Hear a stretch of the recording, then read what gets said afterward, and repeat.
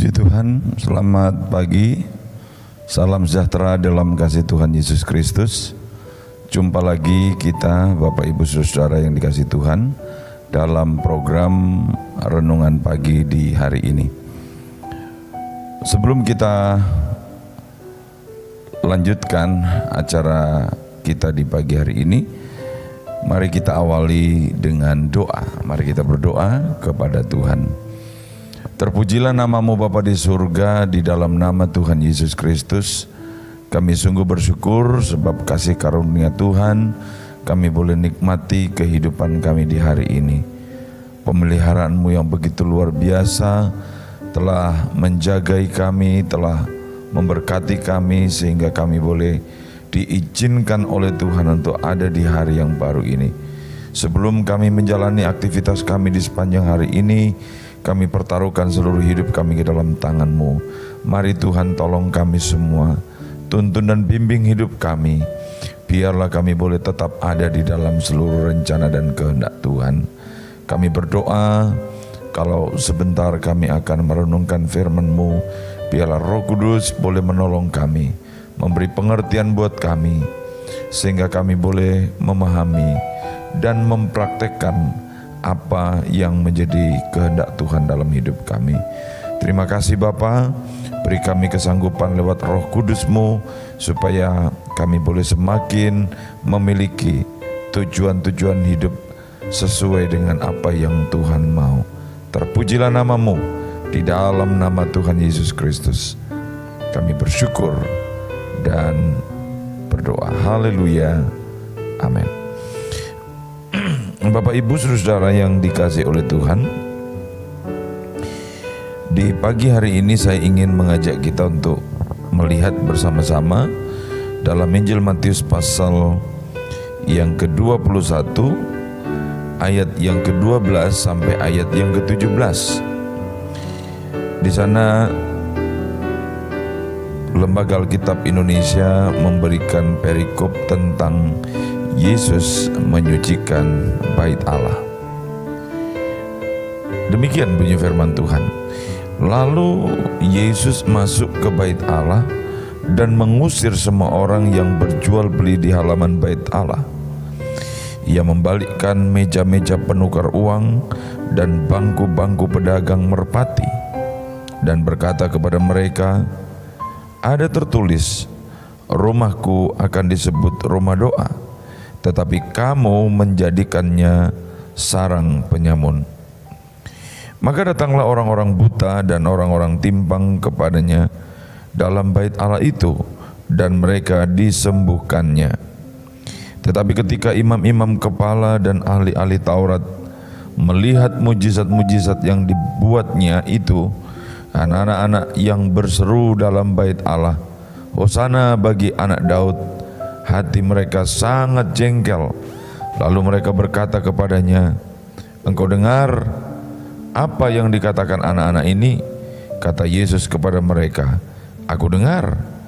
Belum pernahkah kamu baca dari mulut bayi-bayi dan anak-anak yang menyusu, Engkau telah menyediakan puji-pujian?" Lalu ia meninggalkan mereka dan pergi keluar kota ke Betania dan bermalam di situ. Bapak Ibu Saudara yang saya kasih dalam Tuhan Yesus, melalui kebenaran firman Tuhan ini saya ajak kita untuk merenungkan bersama-sama dalam satu tema, yaitu tentang mengapa Yesus marah. Saudara-saudara, di dalam kisah ini dituliskan bahwa Yesus masuk ke bait Allah lalu mengusir semua orang yang berjual beli di halaman bait Allah. Saudara-saudara, Yesus ketika datang ke bait Allah itu melihat ada orang-orang yang mulai berjual beli di sana. Saudara, Yesus menjadi marah besar. Lalu mereka di dalam kebenaran firman Tuhan ini dikatakan ia membalikkan meja-meja penukar uang dan bangku-bangku pedagang merpati. Yesus sangat marah. Mengapa Yesus marah, saudara-saudara? Kalau kita perhatikan dari kebenaran firman Tuhan ini, ditegaskan oleh Yesus di dalam ayat 13. Ada tertulis, rumahku akan disebut rumah doa, tetapi kamu menjadikannya sarang penyamun. Saudara, mengapa Tuhan Yesus marah? Alasannya kalau kita perhatikan di sini sangat sederhana. Karena para imam dan ahli-ahli Taurat, kalau kita perhatikan di sana, menjadikan bait Allah itu menjadi tempat berjual beli. Saudara, Yesus menegaskan bahwa bait Allah itu adalah rumah Allah. Tetapi mereka menjadikannya sebagai tempat untuk berjual beli. Apa artinya, saudara?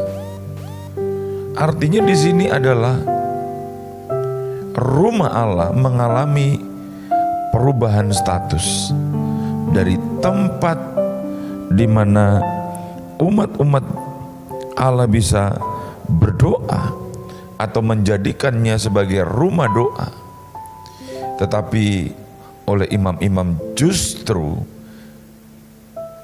dijadikan tempat berjual beli. Saudara, ini yang menjadi alasan mengapa Yesus marah. Saudaraku yang dikasihi oleh Tuhan, belum lagi kalau kita perhatikan pada saat itu ketika mereka melakukan jual beli di dalam bait Allah itu, saudara-saudara, mungkin saja terjadi praktek-praktek kejahatan.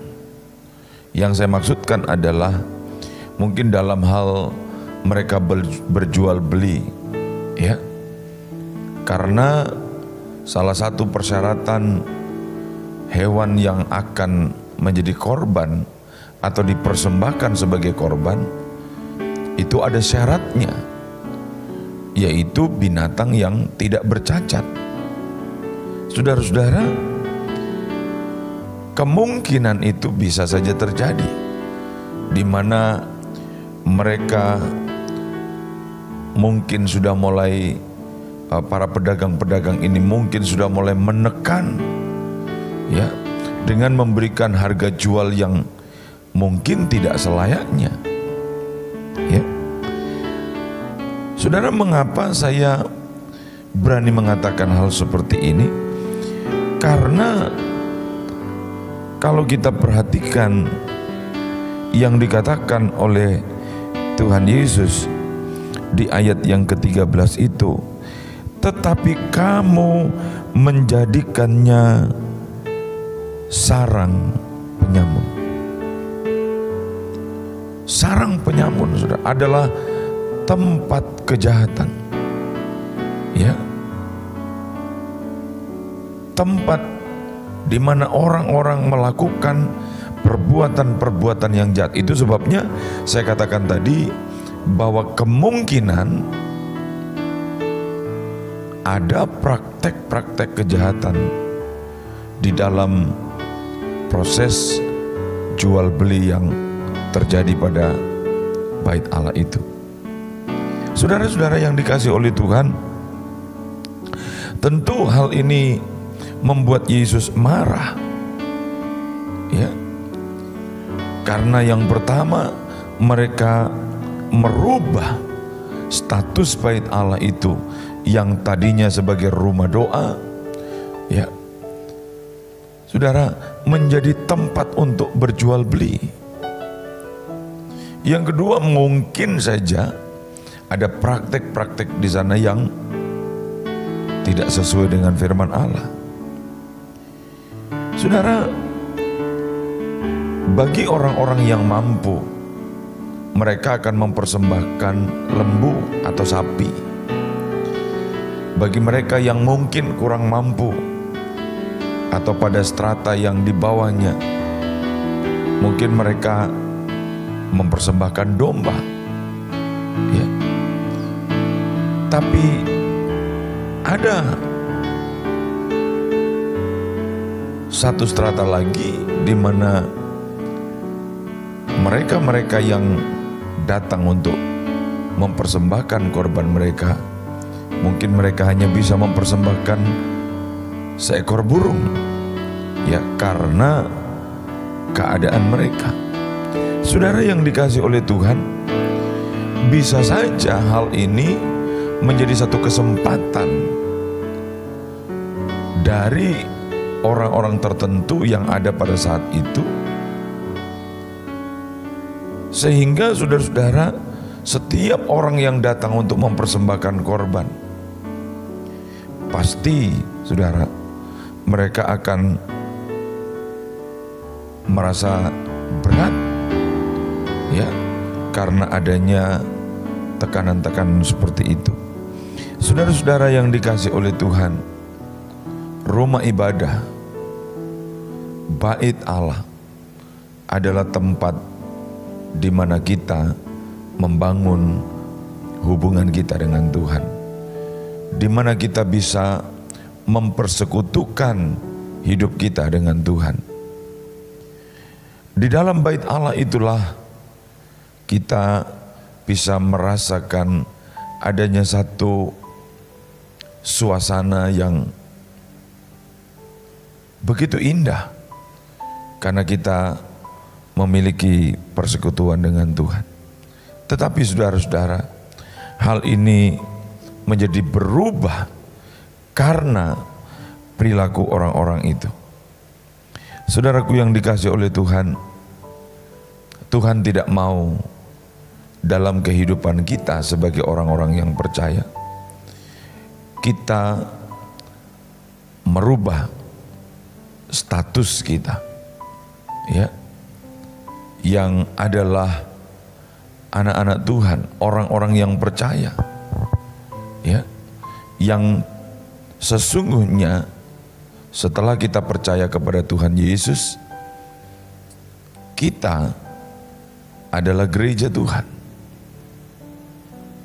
Seperti yang ditulis dalam 1 Korintus pasal 6, dikatakan bahwa tidak tahukah kamu bahwa tubuhmu adalah bait Roh Kudus. Saudara yang dikasihi oleh Tuhan, biarlah hidup kita dapat menjadi satu bangunan di mana kita memiliki persekutuan dengan Tuhan, ya. Status kita sebagai orang-orang yang percaya ini harus membuat hidup kita untuk mempertahankan di mana kita memiliki hubungan atau relasi dengan Tuhan. Jangan sampai hal-hal dunia ini merubah, ya, kehidupan kita. Saudara, ini kita perlu perhatikan baik. Saudara yang dikasihi oleh Tuhan, mengapa kehidupan kita bisa berubah? Status kita bisa berubah. Saudara, Alkitab menuliskan dalam 1 Korintus pasal 15 ayat 33. Dikatakan di sana, pergaulan yang buruk merusakkan kebiasaan-kebiasaan yang baik. Nah, saudara-saudara yang dikasihi Tuhan, status kita bisa berubah kalau kita tidak menjaga pergaulan hidup kita. Oleh sebab itu, kita perlu memperhatikan melalui firman Tuhan ini kita belajar agar supaya hidup kita tetap pada posisi yang benar, yaitu menjadi rumah Allah, menjadi rumah doa. Artinya kita bisa membangun hidup kita dalam persekutuan kita dengan Tuhan. Jangan biarkan kekuatan-kekuatan dunia ini, pengaruh-pengaruh dunia ini bisa merusak hidup kita, merusak hubungan kita. Sehingga hubungan kita dengan Tuhan akan merubah status kita yang tadinya sebagai orang-orang yang percaya, yang hidup sungguh-sungguh dalam satu persekutuan yang indah dengan Tuhan. Saudara, kita menjadi manusia yang hidup di dalam kejahatan. Biarlah hari ini kita mohon kepada Tuhan agar Roh Kudus memberi kesanggupan dalam hidup kita untuk kita dapat memiliki kehidupan yang jauh lebih baik, sehingga melalui hidup kita Tuhan dipermuliakan. Jaga hidup kita, jaga diri kita, jaga sikap hidup kita, sebab Tuhan mau menolong dan berkati hidup kita. Puji Tuhan, kiranya Tuhan boleh memberkati kita dengan kebenaran firman Tuhan ini. Amin. Mari kita berdoa. Bapa di surga, di dalam nama Tuhan Yesus, sungguh kami bersyukur bahwa pagi hari ini kami boleh menikmati kebenaran firman-Mu yang boleh memberi pengertian kepada kami bahwa sesungguhnya hidup kami ini adalah rumah doa, hidup di mana kami boleh memiliki persekutuan dengan Tuhan, di mana kami boleh menikmati hubungan yang intim dengan Tuhan. Tuhan, kami rindu biarlah kuasa Roh Kudus-Mu menolong kami, menerangi jalan hidup kami, sehingga dalam perjalanan iman kami di tengah-tengah dunia ini kami tetap memiliki kehidupan yang benar di hadapan Tuhan. Di kesempatan ini kami percaya bahwa Tuhan tidak akan pernah membiarkan kami. Terima kasih Tuhan untuk firman-Mu. Sekali lagi berkati semua kami dalam tugas dan semua aktivitas yang akan kami kerjakan di hari ini. Mengucap syukur dan persembahkan segala permohonan doa ini dalam nama Tuhan Yesus Kristus, Tuhan dan Juru Selamat kami. Kami berdoa. Haleluya. Amin. Selamat pagi, Tuhan memberkati.